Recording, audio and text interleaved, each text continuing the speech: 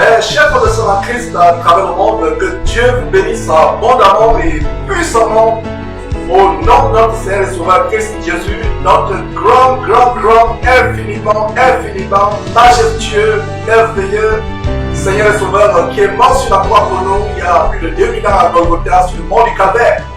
C'est une joie, mes frères et sœurs. La Bible dit qu'il est agréable, qu'il est doux, qu'il est agréable pour les frères de se retrouver, d'être ensemble. C'est là où Dieu déverse la bénédiction, la vie pour l'éternité. Nous avons le frère Eli Cabré qui est venu depuis le Burkina Faso. En fait, il est venu dans le cadre du boulot. Il est dans une entreprise américaine qu'il a envoyé faire un travail, une mission de 2 mois à Atlanta aux États-Unis. Et le frère a profité de ce séjour, il a profité de cette mission à Atlanta pour nous rendre visite. Alors le frère va depuis hier.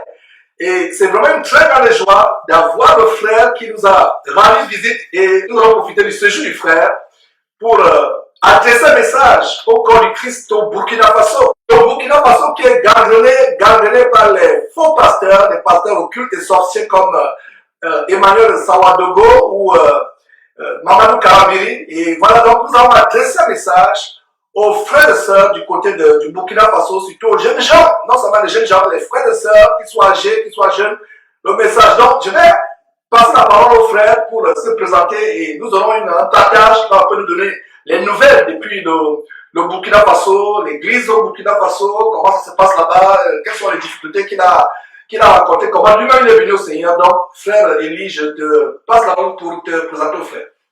Ok. Voilà, je dis merci à l'équipe de Jésus-Christ TV pour cette opportunité. Effectivement, je m'appelle Cabré Eli et je suis aux États-Unis dans le cadre de mon service. Et c'était une occasion pour moi de passer ici à Houston et dire bonjour à l'équipe de Jésus-Christ TV. Et je profite de cette tribune aussi pour m'adresser à mes frères et sœurs du Burkina Faso qui sont en Christ.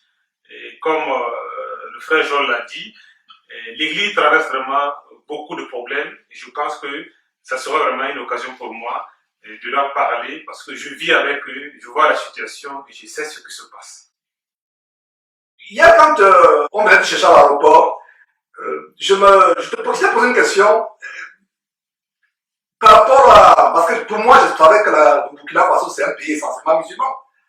Et comment l'évangile est arrivé au Burkina Faso? En fait, comment cela s'est manifesté? Par quel canal? Et quel est l'état des dénominations soi-disant chrétiennes aujourd'hui et quelles sont les difficultés que les gens rencontrent par rapport à découvrir le vrai évangile? Ok, la situation de l'église au Burkina Faso, comme je le sais, l'église a commencé par les missionnaires, c'était les missionnaires américains qui l'ont commencé, par les assemblées de Dieu. Et c'est par l'assemblée de Dieu que nous sommes convertis. Et après l'assemblée de Dieu, il y a eu l'église apostolique et aussi d'autres dénominations comme le Centre international d'évangélisation qui sont venus. Il y a l'Alliance chrétienne. Donc il y a beaucoup de dénominations au Burkina Faso, comme les anciennes dénominations. Il y a aussi les nouvelles dénominations qui sont en train de venir, qui viennent du Nigeria, de la Côte d'Ivoire, du Ghana. Donc il y a une panoplie de dénominations au Burkina Faso. Mais au lieu de servir à l'évangile, ces dénominations sont en train de desservir l'évangile. Parce que maintenant, chacun travaille pour sa propre chapelle. Ici, maintenant, le travail qui se passe au Burkina Faso, c'est que chacun veut avoir une dénomination et une église pleine. Et je pense que ce n'est pas pour cette mission que Christ nous a appelés. Et justement, il y a aussi un autre problème de ce monstre à plusieurs têtes que nous combattons derrière cette antenne de Jésus-Christ que j'appelle l'évangile de la prospérité. C'est-à-dire que l'évangile qui dit aux gens, s'aimer pour recevoir la bénédiction, vous voulez un visa pour aller à l'étranger, au Canada, aux États-Unis, donner de l'argent, vous voulez un mari, donner de l'argent, donner votre vieille voiture pour avoir une Mercedes 600, s'aimer 1 million pour avoir 50 millions ou 100 milliards, etc. Hier, tu me partageais un peu ton témoignage de comment, ton parcours, comment tu es sorti de ce soi-disant christianisme gangrené par l'évangile de la prospérité. Et c'est peut-être un témoignage qui peut bénir d'autres frères, ton parcours personnel, comment tu es sorti de là. Qu'est-ce que tu as vécu, qu'est-ce que tu as expérimenté dans cet environnement? Bon, parlant de l'évangile de la prospérité, c'était bien réel. C'est bien réel parce que j'en ai vécu. J'ai vécu la situation. là où un soi-disant pasteur qui a l'onction de la prospérité. Dans l'église là où je fréquentais, il est arrivé, il y avait un enseignement, et sa première phrase qu'il a prononcée, il dit, quand on parle de l'argent, on ne peut pas être assis. Il s'est levé publiquement, prendre le micro pour commencer à enseigner. Et ce premier mot, c'est quoi? Un chrétien qui mange du taux matin, midi, soir, il est maudit. Et le taux, c'est quoi le taux? Qu'est-ce que c'est le taux? Le taux, en fait, c'est un plat, le plat principal du burkinabé. Dans le plat où tout burkinabé, qu'il soit riche ou pauvre. Voilà, c'est la pâte de maïs. La pâte de maïs. Donc pour lui, tout burkinabé qui mange le taux, tout chrétien qui mange le taux du matin, midi, soir, est maudit. Il est maudit. Oh là là. Et un chrétien qui a un vélo, il est maudit. Et je ne pouvais pas réellement suivre cet évangile. Et ce jour, je n'ai pas suivi l'enseignement, je me suis levé sorti. Tu t'es levé, tu es sorti. Je suis sorti. Je ne comprends pas comment certains chrétiens aujourd'hui, certains parmi nos plus fidèles, qui regardent nos émissions, mais qui continuent à tolérer, à assister. Je ne sais pas comment quelqu'un qui a découvert la vérité, la parole de Dieu, peut rester une seconde à ces assemblées pour suivre ces évangiles abominables. Il y a des gens, il y a une sœur qui m'appelait hier. Je lui ai dit, ma sœur, comment tu peux continuer, suivant les émissions de Jésus-Christ, continuer à être dans cet environnement où les gens vous escroquent, vous tendent comme des moutons. Et voilà comment toi, à l'époque, tu n'avais peut-être même pas la connaissance biblique que tu as aujourd'hui, mais cet évangile a frappé tes oreilles, tu t'es rendu compte que non, ça c'est des doctrines de démons et tu es sorti. En fait, c'est désolant de voir des frères qui sont sincères, comme je dis, qui sont sincères, je les respecte, mais qui suivent encore ces enseignements. J'ai voulu qu'on dénonce publiquement dans mon assemblée, mais je pense qu'à l'époque, ils n'ont pas vu la nécessité de le dénoncer publiquement. Voilà. Pour moi, j'allais me plaindre même, parce que je ne peux pas comprendre que des frères que je vois sincères puissent tolérer de tels enseignements. Voilà. Vous imaginez des frères qui quittent des villages et qui ont peut-être des vélos pour venir suivre un enseignement et on leur dit que un chrétien qui pédale un vélo, il est maudit.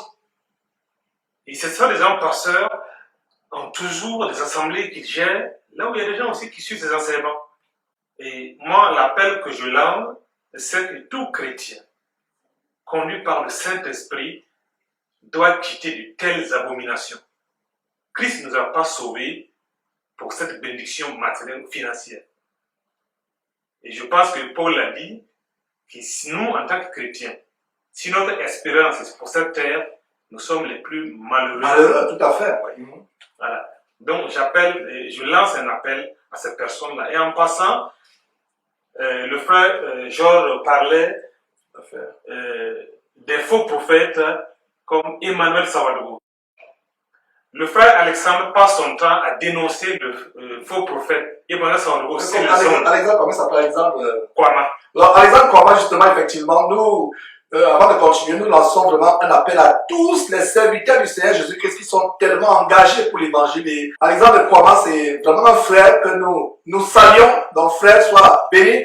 J'ai reçu de très très bons témoignages venant du frère Élie hier, comment tu bouges la parole, comment tu dénonces, tu secoues ces baobabs et fais tomber leurs fruits démoniaques, l'évangile de la prospérité. Ça fait depuis longtemps que le frère Alexandre a commencé à dénoncer, mais nous voyons la réaction des gens et des autres.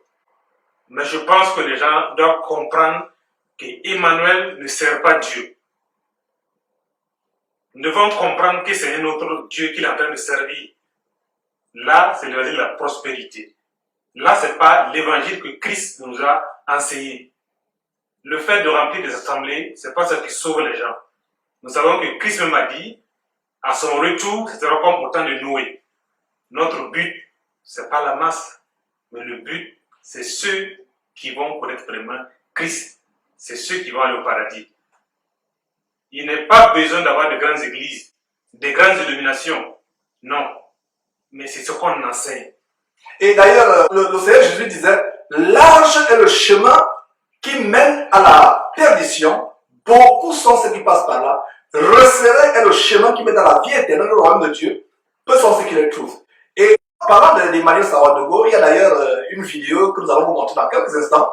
La vidéo où il fait des incantations En fait, c'est comme du hindouisme où les gens doivent crier, répéter les mêmes choses de manière, en fait, on appelle ça en anglais chanting. Chanting en anglais, c'est des incantations, c'est des salmodies. Vous répétez les mêmes mots, vous répétez en criant, en sautant. En fait, c'est des démons que vous invoquez. Et vous tous qui êtes dans de telles assemblées, on vous fait répéter les choses, où vous devez crier, crier, crier, crier. Vous appelez les démons, vous appelez les démons. Et aujourd'hui, ces faux pasteurs vous imposent les mains, vous tombez les jambes en l'air, et vous tombez les jambes écartées, hommes ou femmes. Dans la Bible, un homme qui créait Dieu, quand il tombait, s'il tombait sur sa face pour glorifier Dieu, pour honorer Dieu, assis de respect. Aujourd'hui, les gens tombent à gauche et à droite. Donc, suivez vous-même comment Emmanuel Sawadogo est en train de pulvériser les démons sur les gens. Il s'enorgueillit, il dit qu'il remplit les stades, il s'en glorifie, il construit des bâtiments. En fait, c'est le véritable camp de concentration, c'est le véritable morgue évangélique qui mène en enfer. Suivez vous-même une séance diabolique où Emmanuel Sawadogo amène les gens à recevoir les démons.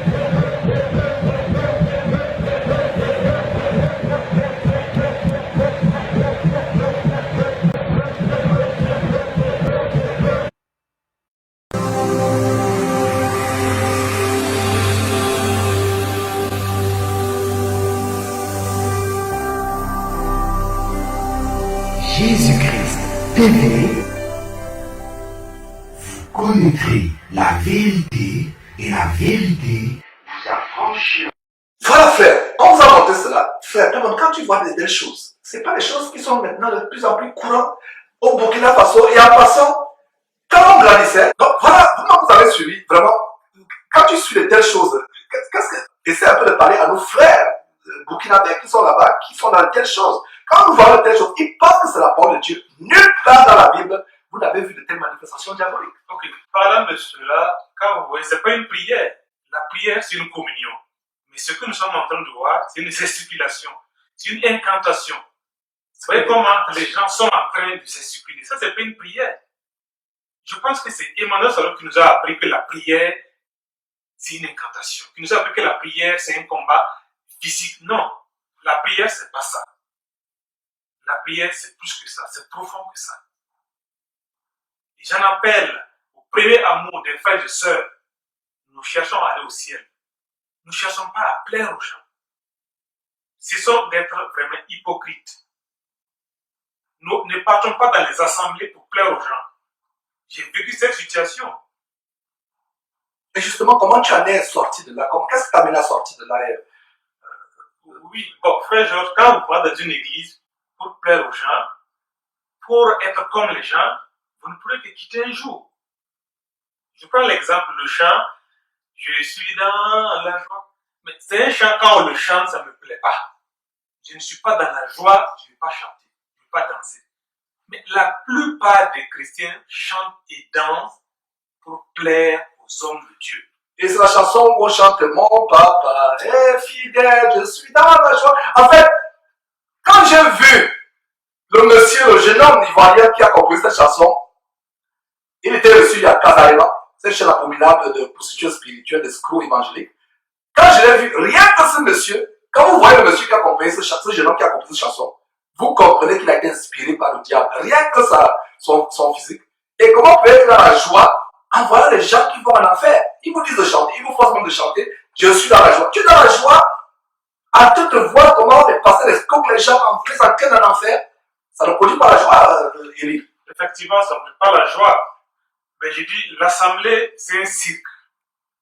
Maintenant, c'est du folklore. Ce qui se passe, c'est quoi? C'est que les gens doivent danser, sortir des rangées. Et si tu ne danses pas, on va t'interpeller.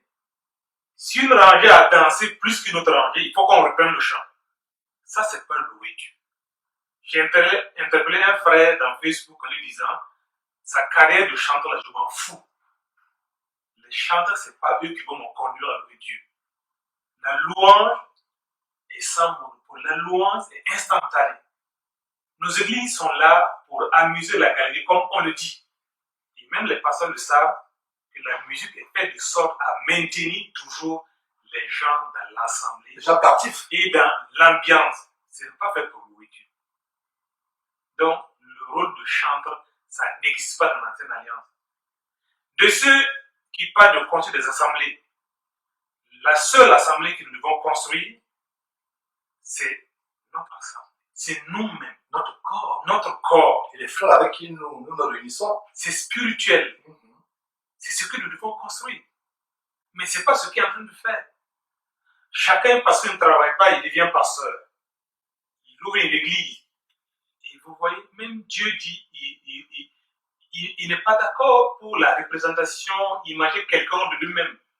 Mais voyez ce qui se passe, les pasteurs, on ne voit rien. Si ce n'est que la gloire des hommes. Chacun veut publier quelque chose, chacun veut se montrer. Je pense que ce n'est pas ça, l'évangile. À Mamadou Karambiri, sur lui, j'ai eu confiance en cet homme. Quand j'étais nouvellement converti. Je faisais des kilomètres à vélo pour aller suivre ses enseignements. Des kilomètres à vélo? À vélo. Pour aller suivre son enseignement. Je suivais ses enseignements sur la radio Évangile Développement. C'est-à-dire l'heure de la vérité. Tous les dimanches à 17h. On avait un groupe à Bourreau, on le suivait et puis après on priait. Mais quand l'histoire de l'onction d'huile a commencé dans les assemblées, je lui ai écrit. Je ne sais pas si il a reçu ma lettre ou pas. Pour demander de se prononcer sur l'onction d'huile. Enfin, tu lui as écrit une lettre? Je lui ai écrit une lettre.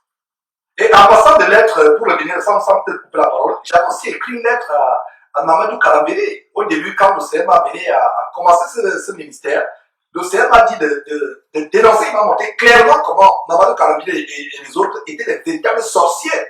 Des sorciers et d'ailleurs, vous avez tellement les émissions, lui-même il le dit, il sort de son corps, il va se balader, etc. pour visiter les gens.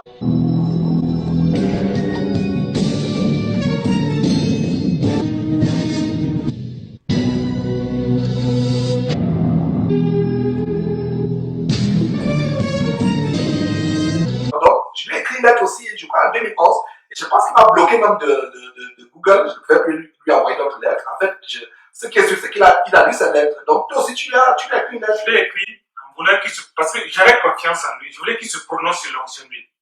Donc l'onction d'huile. L'onction d'huile que les gens utilisaient. Il y a des élèves qui envoyaient ça, même en classe, qui mettaient sur les tables, tout.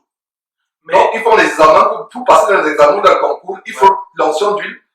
Alors que la Bible ne nous enseigne pas que l'onction dans la Bible, c'est uniquement c'est les anciens qui doivent prier en noyant d'huile, comme Jacques nous dit. Mais aujourd'hui, l'onction, et d'ailleurs on vend. C'était vendu, n'est-ce pas? Mais dans quelle Bible on doit vendre les choses qui viennent de Dieu? Tout pasteur qui a vendu les choses de Dieu doit se repentir, sinon il est dans l'enfer.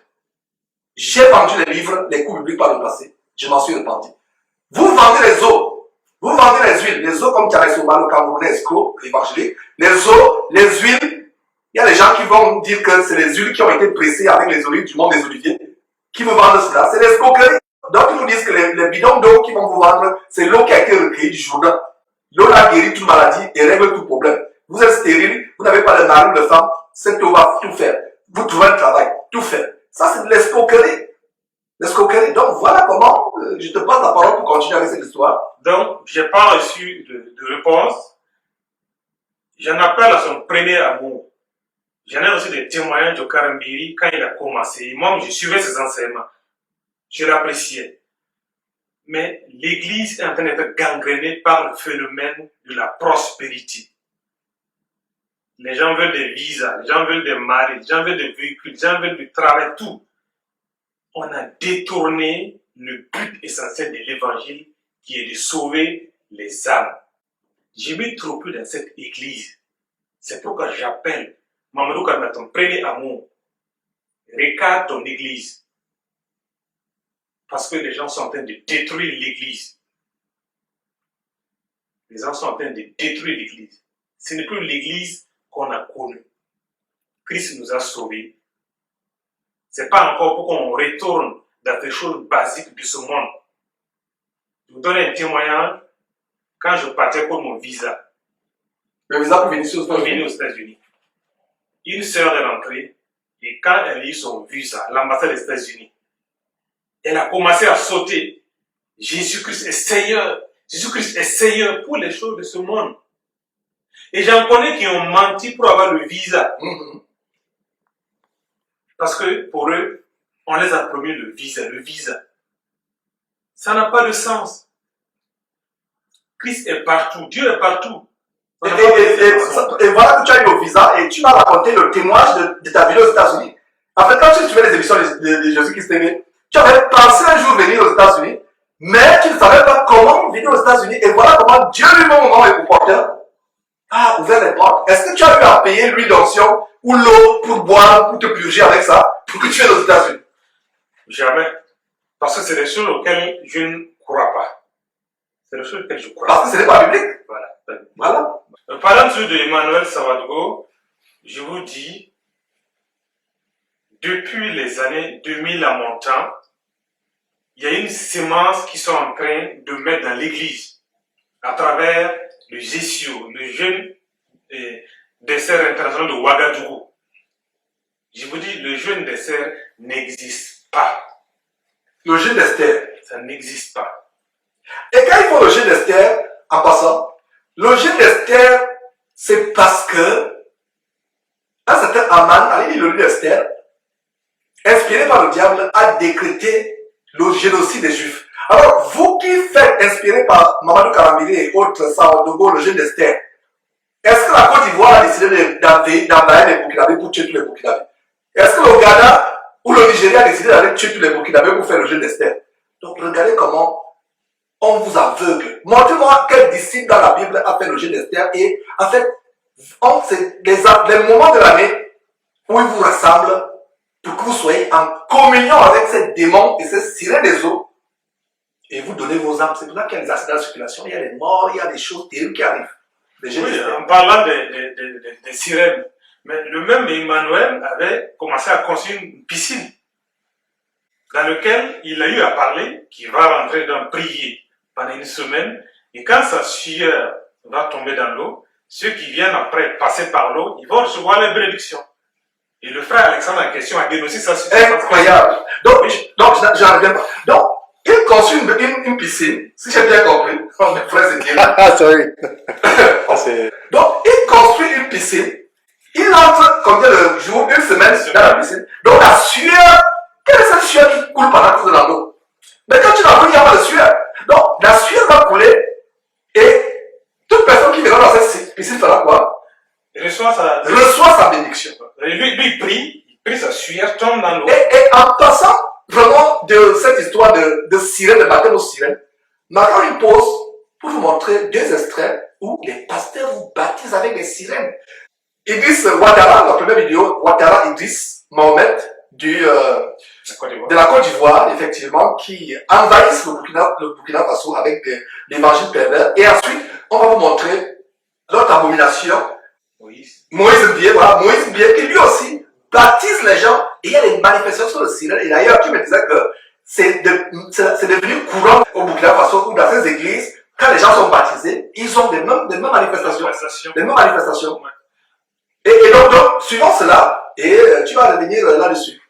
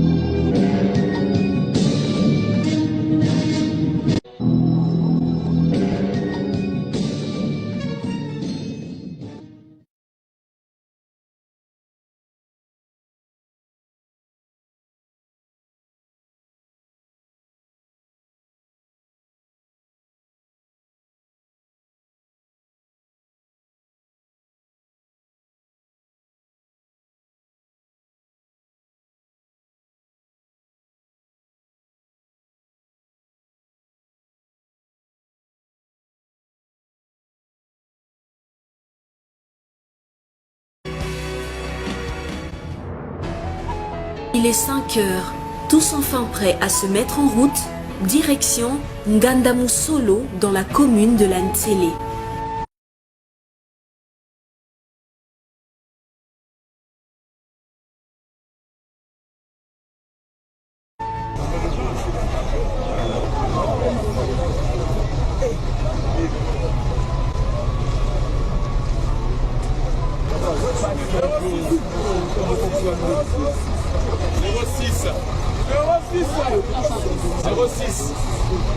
J'ai ton numéro 06. 06.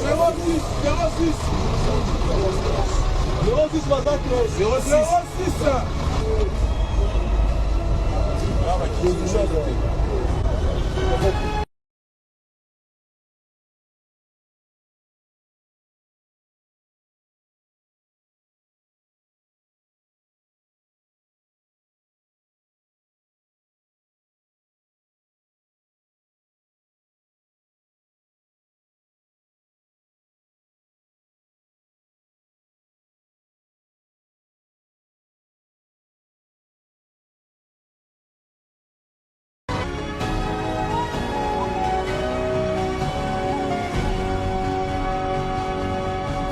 Arrivés sur les lieux, c'est dans la joie et la fraternité que tous ces fidèles ont manifesté leur détermination à pouvoir recevoir le baptême.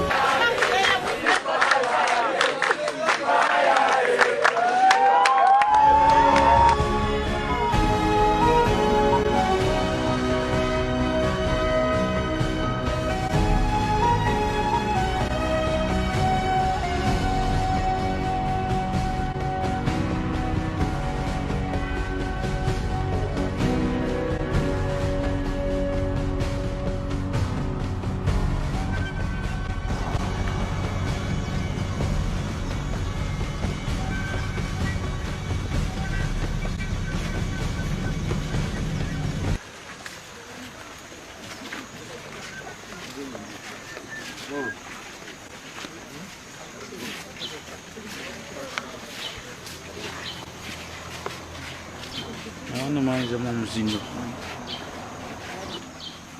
Tout à profondeur.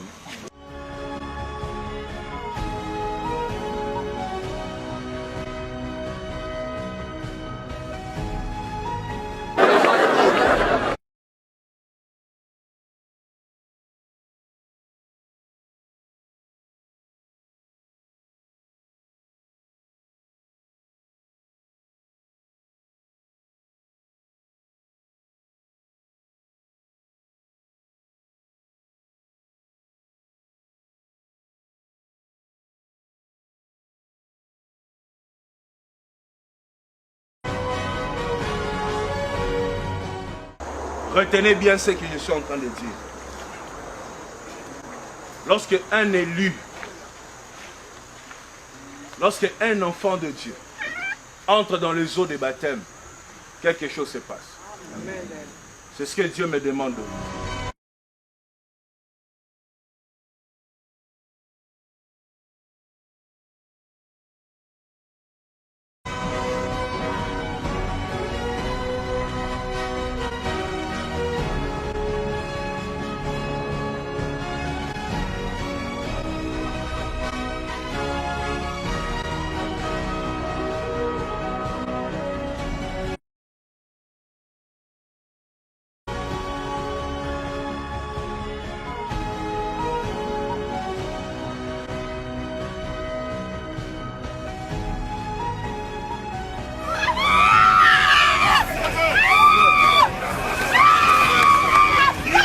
Des cris,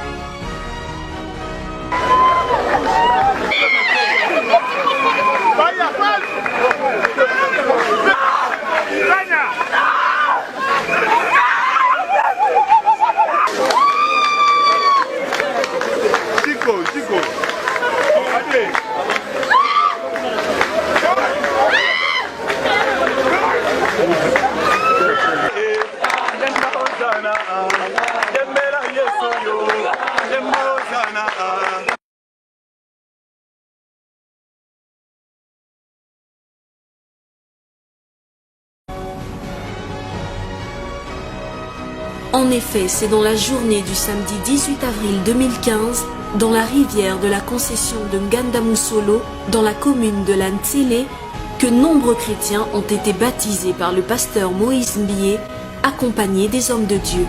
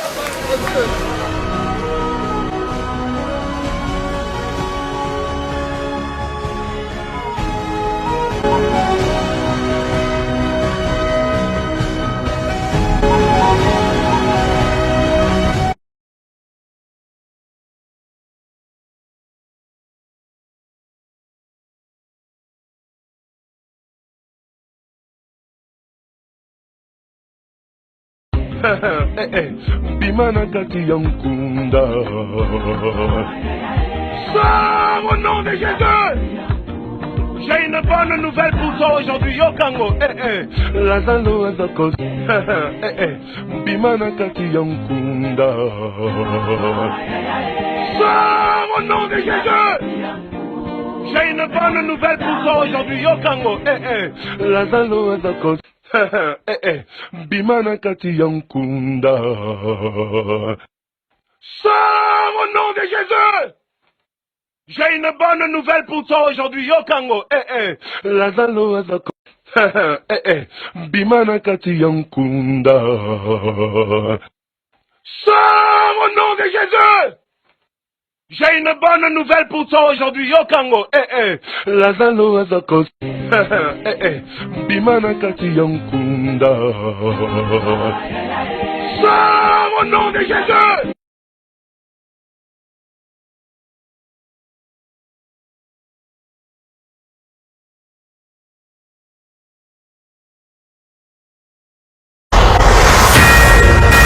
Cette première génération de baptisés cette année, baptisée Génération Josué, ce jour, n'est-ce pas, du samedi 15 août, nous a donné de baptiser à peu près 180 personnes.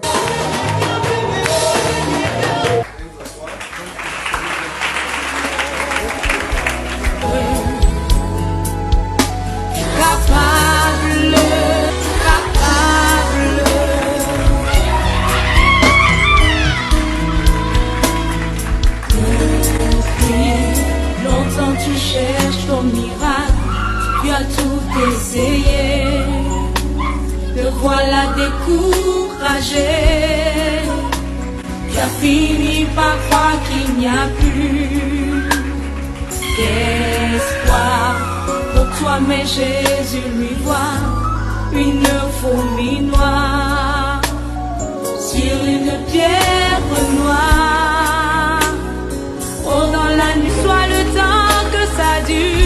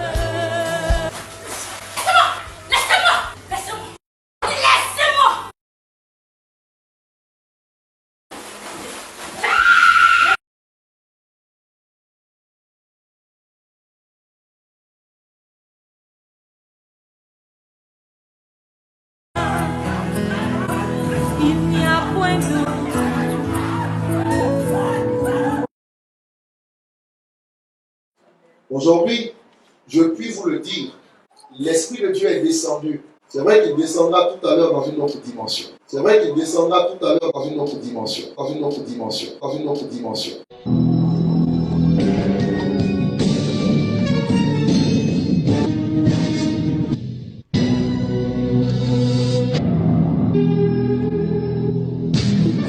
L'Esprit de Dieu est descendu. C'est vrai qu'il descendra tout à l'heure dans une autre dimension.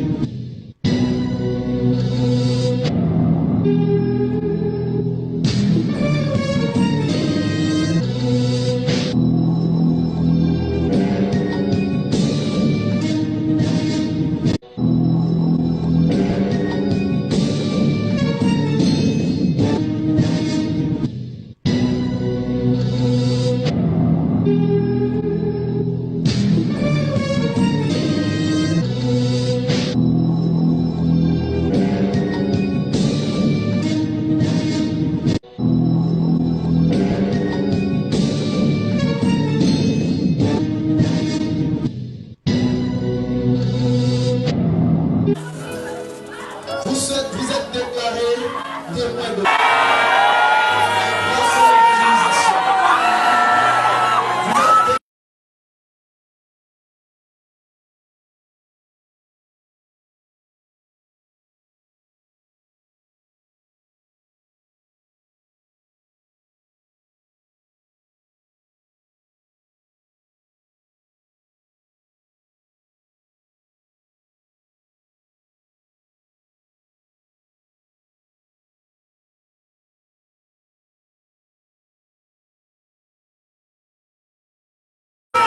témoins de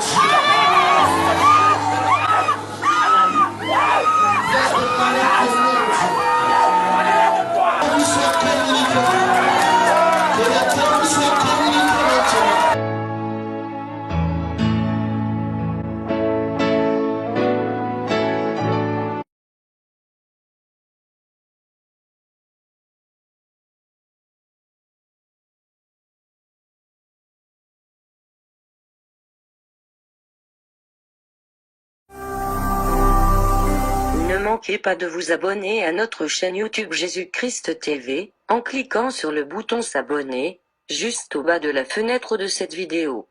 Ainsi, vous recevrez automatiquement nos nouvelles vidéos, et vous ne raterez aucune. Vous connaîtrez la vérité et la vérité vous affranchira. Jean 8, 32.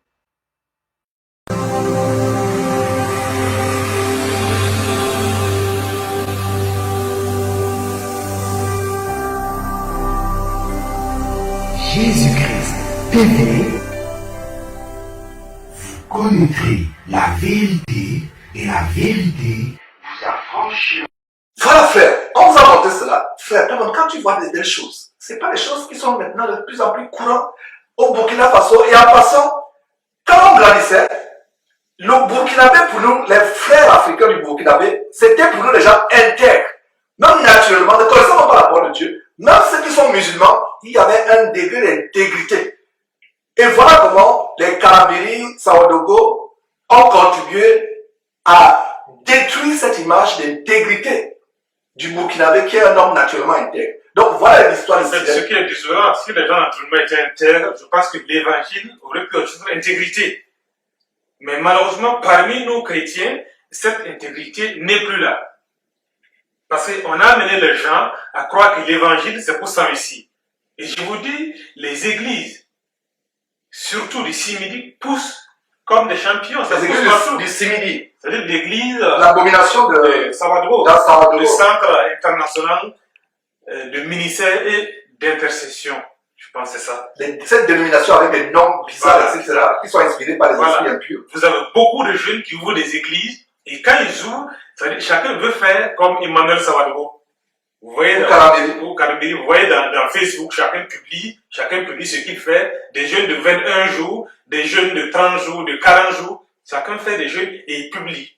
Et chacun devient prophète, on prophétise. Vous pouvez suivre dans la page Facebook d'Emmanuel, c'est prophétie pour le Burkina 2016. Je l'ai suivi, j'avais publié cela. Mais c'est des mensonges. Rien ne s'est réalisé. Rien ne s'est réalisé. En 2016. C'est-à-dire en fin 2015, le 31 décembre 2015, il a fait des prophéties pour le Burkina 2016. Mais c'est le contraire qui s'est réalisé. C'est pour vous dire, sortez de ces abominations, frères et sœurs. Sortez des abominations. Et sans te couper, nous voyons tout à l'heure donc des vidéos sur les baptêmes aux sirènes. C'est un phénomène qui est aussi courant là-bas. Avec les frères, pendant quand on était en train de visionner un truc sur Moïse Bié. Moïse Bié, oui. Voilà. Et quand j'ai projeté ça un peu, qu'effectivement, dans l'assemblée qu'il était, c'est ce qui se passe. C'est incroyable. À Bobo, et c'est ce qui se passe. Les gens tremblent, les gens crient. Voilà. Alors que le baptême, c'est la joie, c'est... Quand on voit Jésus baptisé, il sort de l'eau. C'est vraiment la sérénité, c'est la joie. Et aujourd'hui, les gens poussent les cris, se tortillent comme les serpents, à boire comme les orang-outans, à boire comme les chiens. Mais ce n'est pas un baptême. Et justement, c'est ce qui se passe. Et oui, tu voulais dire quelque chose. Oui, ce que je veux dire, j'aurais parlé de l'intégrité du Burkinabé naturellement. L'intégrité du Burkinabé. Voilà, en fait, du Burkinabé. Voilà, les gens étaient humbles. Je les ai connus quand je suis converti. Donc, le Burkinabé était humble de la humble. Ouais. Mais avec les Emmanuel Sawadro, avec ses amis ivoiriens qui avaient commencé, Raoul Wafo, qui ont commencé dans les années 2000 en montant à remplir le Burkina, ils sont arrivés à faire comprendre au Burkinabé que le Burkinabé a une fausse humilité. Mais je ne vois pas comment on peut dire à quelqu'un qu'il a une fausse humilité. Donc ils ont détruit cette humilité naturelle du Burkinabé et du chrétien. Et du chrétien. Voilà. Donc le chrétien devient orgueilleux. Le chrétien devient orgueilleux et tout ce qu'on fait, c'est d'imiter. Et cette tendance est venue des pays comme de la Côte d'Ivoire et du Nigeria qui rentre avec la chapelle des vainqueurs. Ouais. En partant donc, c'est David où il y a posé des pots. Oui. La chapelle des vainqueurs. On a montré comment son table, en fait, il y a des symboles franc-maçonniques. La franc-maçonnerie et vraiment des choses terribles. Voyez-vous là. Nous avons fait un article sur David Oyedepo. Et ça, c'est le site Jésus-Christ TV, la section faux pasteurs, et plus précisément les faux pasteurs africains. Et dans faux pasteurs africains, vous avez Nigeria, David Oyedepo. Donc, quand on circule, qu'est-ce que vous voyez? D'abord, David Oyedepo, dans sa maison volante, son jet privé, et vous avez le cas de Miles Monroe, qui est mort dans sa maison volante. La Bible a prophétisé que ces gens qui sont les ennemis de Dieu, leur maison deviendra un tas d'immondices. Et lorsque Miles Monroe est décédé en 2014, sa maison s'est écrasée sur un tas d'immondices. Son avion s'est transformé en un tas d'immondices, sa maison volante. Donc voilà, David Oyedepo, il vous amène à susciter l'envie. La Bible dit en Galates chapitre 5, verset 19, que ceux qui sont envieux n'iront pas au ciel, iront en enfer. Donc allez voir cet article, mais nous allons vous montrer un détail. Ça c'est sur le site www.jésus-christ.tv où nous montrons les faux pasteurs. Donc, si on peut s'attendre à ce niveau, ce monsieur loue David Oyedepo.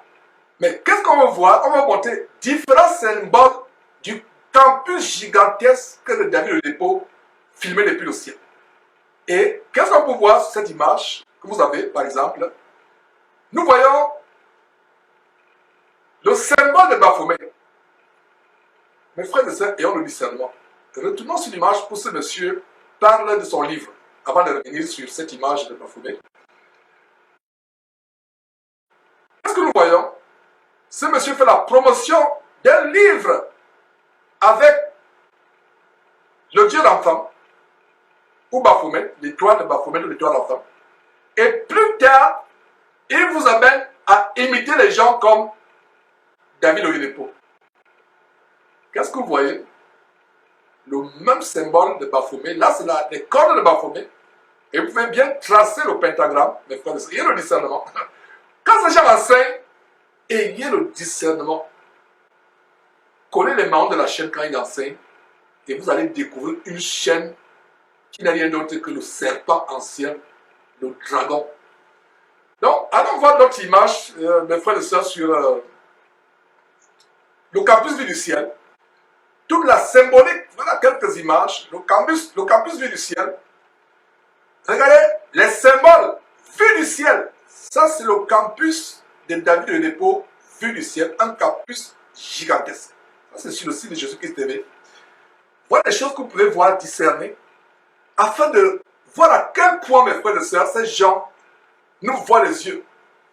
Avant Google Earth, c'est-à-dire Google Terre, il était difficile de voir ces choses. Maintenant, avec Google, vous pouvez taper une région, ou une ville, ou un quartier. Et votre quartier, si vous êtes dans une ville où il y a une ville qui a été desservie ou servie ou filmée par Google, ça peut vous montrer, vu du ciel, tous les détails de votre quartier. C'est pour ça que je vous ai parlé de cette église qui, vue du ciel, ressemblait à un sexe d'homme, un phallus. Donc, regardez les symboles. Vous avez le symbole d'Hitler, vu du ciel. David Oyedepo. Qui eût cru que David Oyedepo, sa maison vue du ciel, serait une abomination?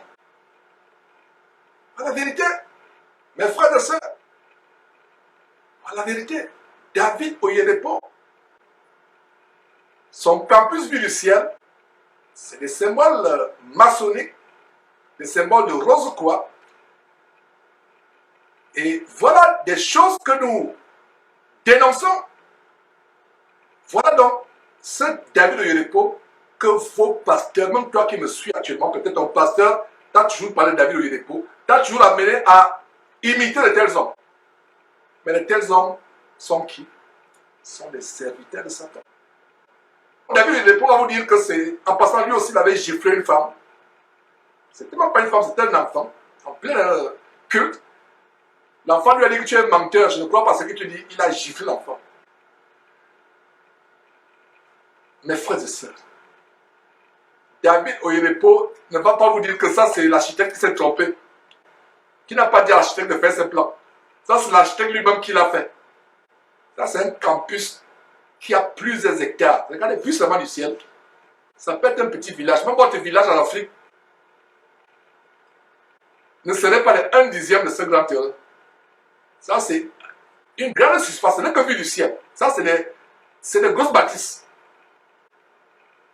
Et mes frères, qu'est-ce qu'il y a? C'est la sorcellerie. Et quand on dénonce ces choses, vous dites que nous mentons. Regardez tout le symbolisme, cette chapelle qu'il a construite, etc. Regardez tout ce symbolisme, vraiment la sorcellerie. Sortez de ces choses, mes frères et sœurs. Sortez de ces choses avant qu'elles soient totales. Voilà des personnes qui ont fait des pactes avec le diable pour construire des empires gigantesques, Élie. Effectivement, quand on regarde ces symboles, ça montre tout. Et la chapelle de Renko au Burkina, telle que je les connais, c'est une entreprise commerciale. Ça n'a rien à voir avec l'évangile. Ça ne sauve pas. C'est commercial. Et j'invite les frères et sœurs qui sont toujours dedans. J'en connais qui fréquentent. Je leur demande par amour, quittez cette abomination. C'est pas Christ que vous servez. C'est une organisation sociale. L'église n'est pas une organisation sociale. L'église est spirituelle. Et il y a ce autre phénomène, la femme qui enseigne la parole de Dieu. Oh frère Georges. Et au début, quand on parlait hier, quand on est venu chercher à l'aéroport, tu me disais qu'au Burkina Faso, on ne savait qu'on n'avait pas de telles abominations que les femmes enseignent la parole de Dieu. Et d'ailleurs, pour ceux qui ne le savent pas, on a fait des émissions pour montrer l'origine de la femme qui enseigne. Parce que la Bible, 1 Corinthiens chapitre 14, Dieu, nous parlant par la technique de l'apôtre Paul, interdit à la femme d'enseigner. 1 Timothée, chapitre 2, Dieu interdit à la femme d'enseigner. Jésus-Christ reprend une église dans l'Apocalypse chapitre 2 où on laisse une femme qui se dit Jézabel, qui se dit professeur, une certaine Jézabel, qui a l'esprit de Jézabel en fait, qui enseigne. 3 versets de la Bible nous enseignent que c'est interdit à la femme d'enseigner la parole de Dieu. La première femme dans l'histoire de ce qu'on va appeler christianisme ou chrétienté, la première femme à enseigner la parole de Dieu ou à être pasteur, c'est en 1850 aux États-Unis. Elle s'appelle Antonita Brown. Et c'était avec le mouvement des suffragettes, ces femmes qui s'émancipaient avec la vogue de la révolution industrielle, l'émancipation des femmes, le boom des produits cosmétiques, les femmes qui commençaient à mettre des habits impudiques, etc. Donc, avec la révolution industrielle au 19e siècle, la révolution industrielle, on a donc une première femme qui s'élève dans une dénomination, qui devient pasteur, Antonita Brown, qui devient pasteur. Et la première femme africaine à être pasteuse ou pastrice ou pastoresse, je ne sais pas comment on peut les appeler, c'était en 1983, et je crois que c'est au Kenya. 1983. Donc, une trentaine d'années, même pas 40 ans. Donc, en 1850 ans après Jésus-Christ, c'est là où on voit une femme enseigner la parole de Dieu. Dans aucun verset de la Bible, on a vu une femme enseigner la parole de Dieu. Et c'était le cas au Burkina Faso. Les femmes n'enseignaient pas la parole de Dieu. Donc, d'où vient que la femme subitement enseigne au Burkina Faso? Ok, moi je me suis converti en 98 et je fréquentais les assemblées de Dieu. Et là, jusqu'à présent, la femme n'enseigne pas la parole de Dieu. La femme n'est pas enseignée la parole de Dieu. Et ce n'est que récemment que ce phénomène a commencé. Et comment? Le pasteur Karambiri, avec sa première femme, n'a jamais enseigné. Celle qu'on appelait Maman Sophie. Une femme elle n'avait jamais enseigné. Elle n'avait jamais enseigné, jamais vu enseigner. Et subitement, c'est Karambiri qui commence à consacrer des femmes pasteurs. Ouais. Des femmes évangélistes. Avant que sa femme n'arrive. Ouais. Et sa femme commence à enseigner. Et c'est devenu un phénomène. Donc, la femme de Karambiri est celle qui a fait que les femmes commencent à enseigner aux États-Unis. Et en passant, commence à enseigner au Burkina Faso, excusez-moi. Commence à enseigner au Burkina Faso. Et en passant, cette femme est divorcée. Son mari vit encore. C'est une femme qui a été répudiée par son mari. Or, Jésus-Christ interdit aux gens d'épouser les femmes répudiées. Donc, si quelqu'un, même toi qui m'écoutes là, comme Karambiri, c'est Karambiri qui se dit pasteur, que beaucoup de gens suivent aujourd'hui. Si quelqu'un épouse une femme divorcée ou répudiée, le Seigneur Jésus dit en Matthieu chapitre 5 que cette personne commet l'adultère. Vous commettez l'adultère. Et comment donc un soi-disant pasteur qui perd sa femme, est-ce qu'il n'y a pas de femmes au Burkina Faso si vous laissez le mari? Il y a tellement de femmes au Burkina Faso. Donc, au lieu de prendre une femme qui est célibataire, une vierge, qui n'a jamais connu d'homme, qui n'a jamais été mariée, il va prendre une femme répudiée et remplie des esprits de masculinité, d'autorité. Et quand vous voyez cette femme adultérine de Maman Karambiri qui enseigne, vous avez l'impression que c'est un homme. À l'écouter, vous avez l'impression que c'est un homme que vous voyez en face de vous. En fait, c'est un esprit de masculinité. D'ailleurs, on vous a montré comment l'esprit de masculinité se manifeste dans les femmes qui enseignent la Bible. Et ce n'est pas surprenant que ces femmes sont lesbiennes, comme les 2 pastoresses qui sont mariées récemment, qu'on vous a montré aux États-Unis.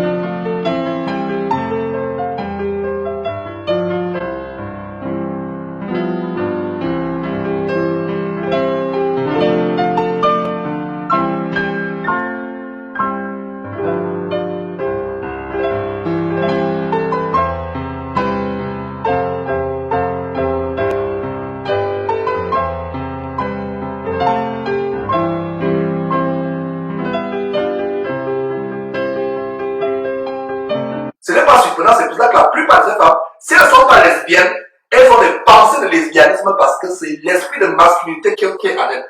L'esprit de masculinité qui est en elle. Et ces femmes-là, comme la femme adultérée de Mamadou Karambili, vous enseignez la parole de Dieu. Donc voilà une information que tu donnes à savoir que les femmes ont commencé à enseigner au Burkina Faso avec la femme adultérée de Mamadou Karambili. Ça ne nous surprend pas parce que une femme répudiée par son mari, qui soi-disant est chrétienne, accepte d'être le mari de notre homme, alors que son mari vit toujours. C'est la preuve qu'elle ne connaît pas Dieu. C'est la preuve que Dieu n'y est pas là. C'est la preuve que ce mariage a été tissé depuis les quartiers généraux sataniques.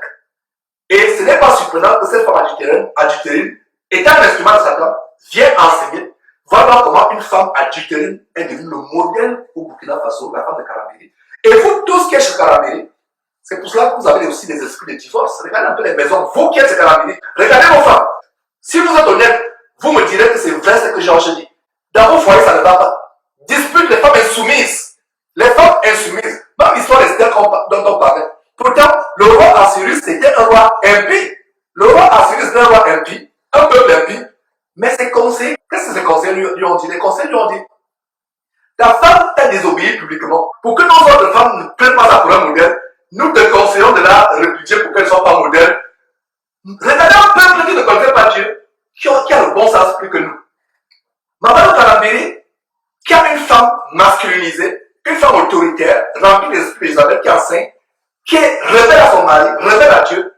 Voilà comment les femmes dans les foyers burkinabés sont devenues exactement comme la femme de Mamadou Karambili. Dans les foyers chrétiens, les femmes dans les foyers chrétiens prennent l'exemple de Mamadou Karambili, de Madame Mamadou Karambili, enfin la femme adultérine, la pasteuse ou pastrice, Hortense Karambili, la prennent pour modèle. C'est pour ça que dans vos foyers, vous avez des femmes insoumises, rebelles. C'est pour ça que vos foyers sont minables. C'est pour ça qu'il y a des divorces, des séparations, où vous laissez tout simplement l'esprit d'achat. Voilà ce qui se passe, mes frères et sœurs. Je lance toujours un appel.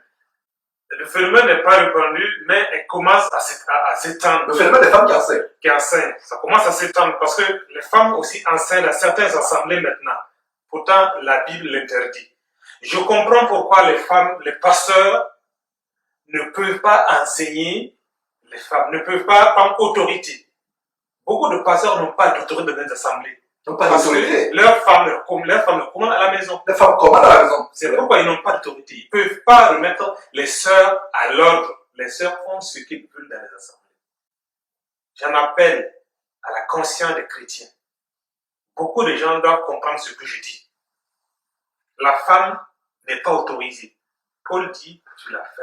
C'est à la maison, tu t'enseignes aux côtés de ton mari. C'est aux côtés de ton mari que tu t'enseignes. Dans la soumission.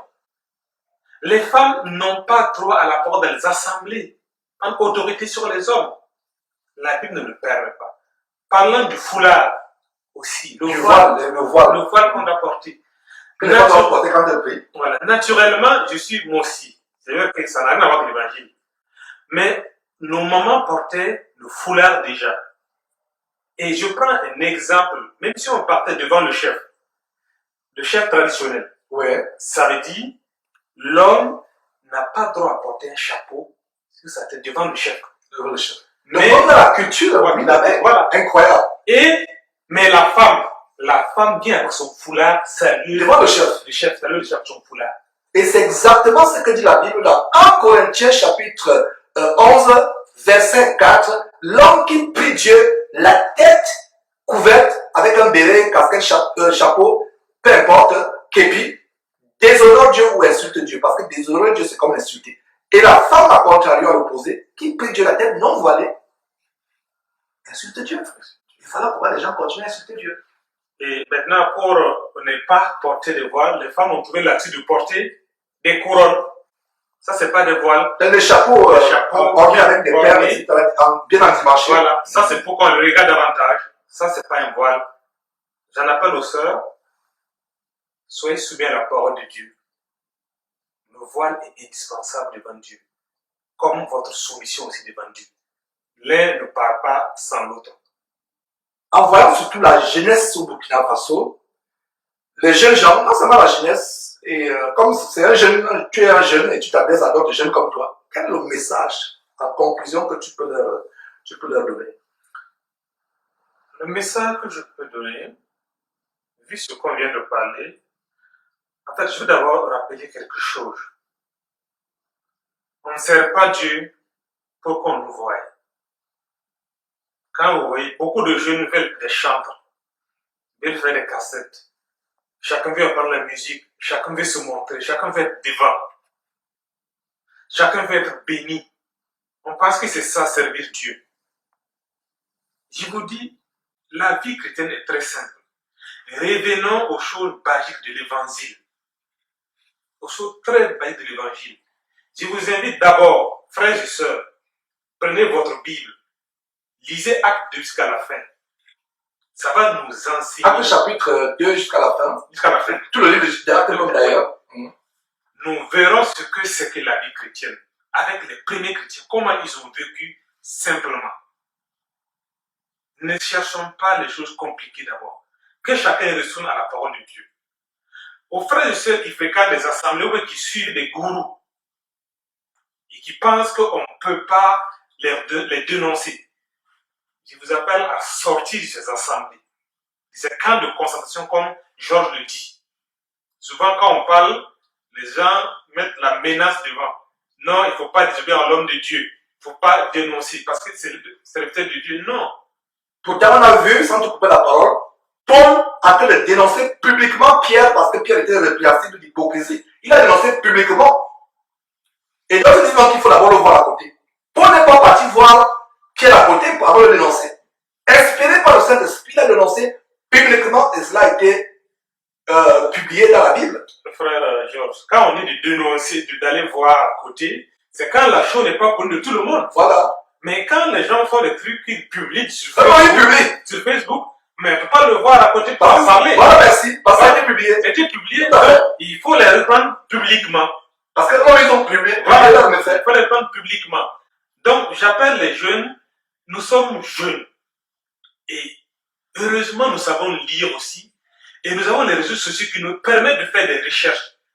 Mais je veux que beaucoup sont sur Facebook, ce n'est pas pour s'instruire, mais c'est pour s'exhiber. Faisons des recherches.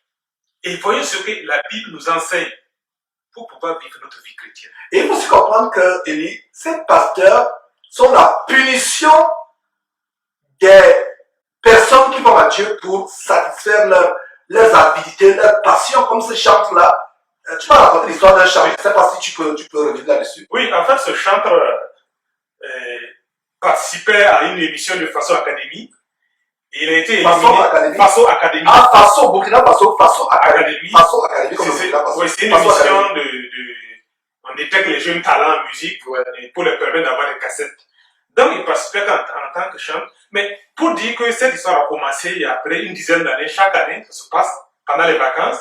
Et au début, je me rappelle, il y a une sœur à Bobo qui voulait participer. Elle était chante dans son église. Mais les pasteurs se sont opposés à l'époque. À l'époque, ils sont opposés à l'époque. Ils n'étaient pas d'accord. Mais bizarrement, après, chaque année, on voit qu'il y a plein de chanteurs, plein de frères et sœurs qui participent. Et ce jeune était là-bas. Et quand il était éliminé sur Facebook, il a fait un message pour dire qu'il était une toutou.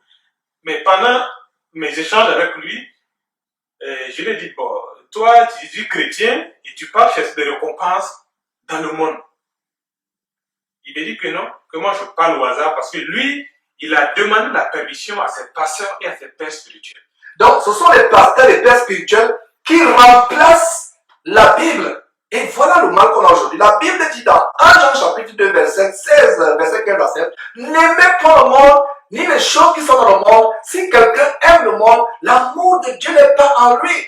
Et nous avons Jacques chapitre 4, verset 4 qui dit, adultère que vous êtes, ne savez-vous pas que l'amour du monde est inimitié contre Dieu? On a Romains chapitre 12, verset 2 qui dit, ne vous conformez pas selon le siècle présent, les gloires, imitez les gens de Hollywood, imitez les grandes stars, ne vous conformez pas. Romains chapitre 12, verset 2, ne vous conformez pas selon le siècle présent, mais soyez transformés par le renouvellement de l'intelligence, afin que vous discerniez quelle est la volonté de Dieu, ce qui est agréable, bon et parfait. Donc voilà comment un pasteur amène un jeune chanteur à désobéir à la parole de Dieu pour aller rechercher la gloire. En fait, et tu lui as dit quelque chose d'intéressant à ce chanteur. Je lui ai dit que le pasteur n'a fait que satisfaire, lui, ses convoitises. Donc le pasteur n'a fait que satisfaire les convoitises que ce jeune chanteur avait déjà. Incroyable. Parce qu'il avait déjà ça dans son cœur. Il a mûri avant de demander la permission au pasteur.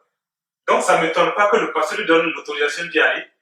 Et de deux, connaissant les pasteurs, de peur de perdre peut-être leur membre qui est chanteur, ils vont de l'autorisation. Et je lui ai dit, sa carrière de chanteur, je m'en fous. Et d'ailleurs, il y a un prophète qui a dit dans l'Ancien Testament que Dieu vous enverra des pasteurs selon vos convoitises charnelles. Dieu va vous envoyer des pasteurs pour assouvir vos convoitises. Et c'est ce qui se passe aujourd'hui. Et si vous voyez l'écriture comme 2 Thessaloniciens chapitre 2 verset 11, que Dieu leur envoie une puissance d'égarement pour qu'ils croient davantage au mensonge. Et cette puissance d'égarement, c'est les pasteurs qui viennent avec cette puissance d'égarement. Donc, conclusion, les faux pasteurs sont la punition de Dieu pour ceux qui n'aiment pas la vérité, qui vont à Dieu pour assouvir leur passion. Ils prennent Dieu comme un garçon de course qu'on peut manipuler. Ce n'est pas notre Dieu. Vous ne pouvez pas manipuler notre Dieu. C'est plutôt Satan qui vous manipule et qui vous amène dans les voies de contrefaçon. Effectivement, c'est ça. Les pasteurs poussent les jeunes à rechercher la gloire de ce monde. Ils les encouragent à rechercher la gloire de ce monde. Et de ce fait, ils les emprisonnent dans l'ignorance. Mais je vous demande, ouvrez les yeux.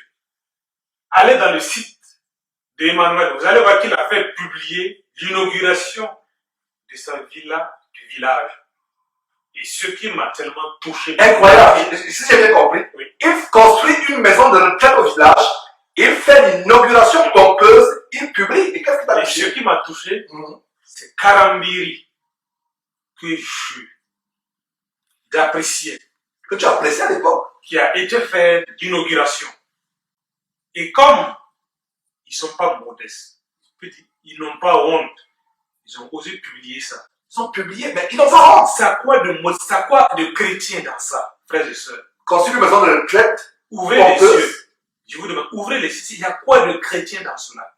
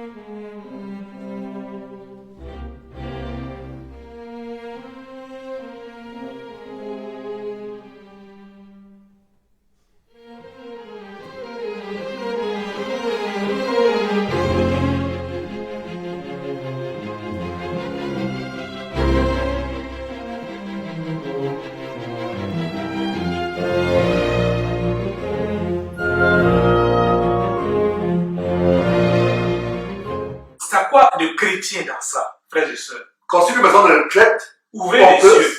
Je vous demande, ouvrez les yeux. Il y a quoi de chrétien dans cela? Je vous dis, Emmanuel est en train de détruire la jeunesse. Il est en train de détruire la jeunesse avec ses simili. Il est en train de détruire la jeunesse.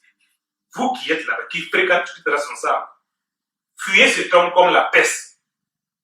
Il n'y a rien de chrétien en lui. Et les gens m'ont demandé, les gens m'ont dit, mais Élie, tu dis de sortir, de fuir cela. Nous allons sortir pour aller où? C'est les messages que les gens nous posent. Sortez de là. Dieu va vous conduire vers des fidèles serviteurs. Ils ne sont pas beaucoup, mais il y a, on a parlé par exemple d'Alexandre qui fait du bon travail là-bas. Alexandre Kwama qui fait du bon travail, que je salue en nom de Jésus-Christ. Dieu va vous conduire vers des serviteurs qui seront des véritables bergers, qui vont vous conduire de maison en maison. Parce que la maison, c'est l'endroit où les chrétiens se réunissent. Comme nous, à Houston, nous avons notre petite église. Beaucoup sont partis, ils veulent l'évangile de la prospérité, l'évangile facile, ils sont partis. Mais nous sommes peu, on se réunit. L'église, c'est pas de maison en maison. Donc, toi, ma soeur, toi, mon frère, qui dit que nous irons où? Vous nous dites de sortir. Attends, si vous êtes dans un nid de serpent, vous allez rester dans un nid de serpent et dire que nous irons où? Vous allez sortir même, à mieux moyen et dans les désert que dans un nid de serpent, n'est-ce pas? Vous êtes dans les nids de serpent. Vous êtes dans les morts d'évangile. Obéissez à Dieu, sortez. 2 Corinthiens chapitre 6, verset 14. 2 Corinthiens chapitre 6, verset 14 dit, ne vous mettez pas avec les infidèles sous un joug étranger, car quel rapport y a-t-il entre les ténèbres et la lumière? Quel accord y a-t-il entre le temple de Dieu et le temple de Bélial? Sortez du milieu d'eux, dit le Seigneur, et je vous accueillerai. Sortez, sortez, sortez du milieu d'eux. Alors, si vous ne sortez pas, le Seigneur ne va pas vous bénir en vous conduisant dans une bonne assemblée. Il y a des gens qui disent, mais je ne peux pas sortir parce que je n'aurai pas, je ne sais pas où aller. Tu seras embrigadé jusqu'à ta mort et tu seras supplié de retrouver en enfer. Sors d'abord. Et en sortant, Dieu va voir que tu lui as obéi en sortant. C'est ainsi que lui-même va te conduire vers des vrais frères et des vraies sœurs. Un mot de fin, Élie. Ok, un mot de fin. C'est toujours vous dire, prenez le courage et sortez. Je fais le culte à la maison avec des frères, mais je commençais seul et je priais. J'étais la risée de tout le monde, de beaucoup de personnes. Beaucoup m'ont rencontré pour que je reparte à l'assemblée. Mais je vous dis, je me sens mieux. Je sens que j'adore mieux. J'ai pris mieux. En étant chez moi, avec des frères, il n'y a pas qui est pasteur, il n'y a pas qui est enseignant, il n'y a pas qui prend dîme, qui fait quoi. Non. Mais nous prions mieux. Retournons à la parole. L'église primitive du premier siècle. Voilà, cette fois, la foi d'enfant. Ça veut dire, nous ne savons pas où aller, c'est en ce moment que Christ nous conduit. Donc, on va terminer par un mot de prière. Pourquoi ne pas prier pour ces frères, l'église au Burkina? On va se donner les mains, on va prier. Donc, lève un mot de prière, frère. On va prier pour l'église du Burkina Faso. Et voilà. Au Père éternel, merci pour ces instants qu'on a passés ensemble. Merci parce que tu as créé ces moments. Nous ne savions pas, mais tu l'as permis au nom de Jésus. Je prie pour l'église du Burkina Faso, Père. Nous tous qui sommes sur cette terre, nous marchons vers toi, vers le ciel. Nous sommes vraiment des pèlerins sur cette terre. Et c'est pourquoi je te confie ces pèlerins du Burkina Faso au nom de Jésus. Ouvre leurs yeux spirituels, Père. Ouvre les yeux spirituels des pasteurs, des conducteurs, des jeunes. Et donne-leur leur premier amour. Donne-leur leur premier amour. Ramène leur premier amour, Père. Oh Père, merci pour ce mois passé ensemble. Merci parce que tu as permis qu'on se rencontre ici, Père, au nom de Jésus. Et je prie pour l'église Burkina Faso, les frères et les sœurs, au nom de Jésus. Oui, il est pasteurs, les frères et les sœurs, au nom du Père, étends ta main dans leur vie. Et je prie que tu brises tout ce qui est lien. Les liens qui les aveuglent, qui les maintiennent dans l'ignorance et dans l'esclavage, Père. Tu nous as libérés pour la vie. Tu nous as libérés pour te suivre. Tu nous as libérés pour te connaître, Père. Il n'y a pas de raison que les gens encore soient maintenus captifs, Seigneur. Et c'est pourquoi, au nom de Jésus, brise ces liens et libère ton peuple au nom de Jésus. Amen. Amen. Amen. Voilà, mes frères, c'était une très très grande joie de vous partager ce témoignage. Cela n'arrive pas tous les jours que nous ayons un frère qui vient depuis le Burkina Faso, des milliers de kilomètres, un frère qui est venu depuis le Burkina Faso qui s'est arrêté à Houston pour nous rendre visite. Et c'est une très grande joie. C'était pas programmé et Dieu seul lui-même sait ce qui est bon. Donc, vous connaîtrez la vérité. La vérité vous affranchira.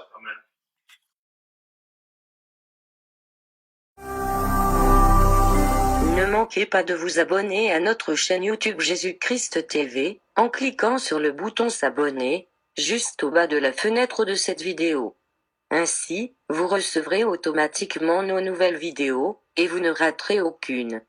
Vous connaîtrez la vérité et la vérité vous affranchira. Jean 8, 32.